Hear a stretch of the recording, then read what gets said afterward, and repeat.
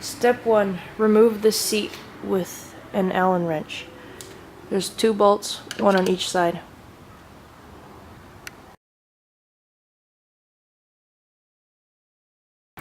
Now that you have the seat off, use a Phillips screwdriver to remove the battery terminal screws, which are here and here.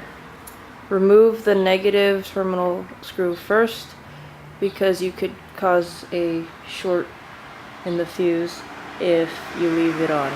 You can tell the difference between the negative and the positive terminal by the negative sign here and the positive sign here.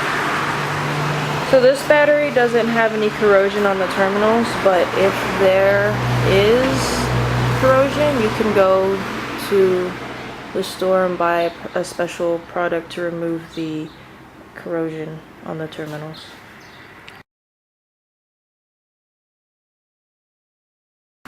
After you've removed the battery terminal screws, you should be able to lift the battery out.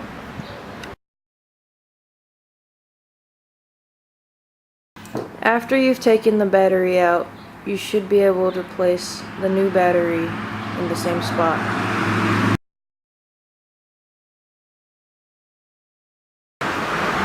Before putting the terminal screws back on, make sure the battery is put in the right way. Make sure the negative is on the negative side and the positive is on the positive side.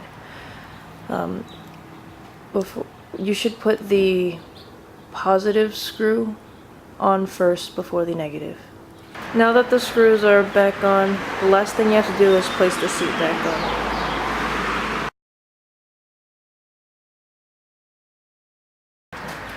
Remember that there are 2 bolts, one on each side. Use your Allen wrench to tighten the bolts here and on the other side.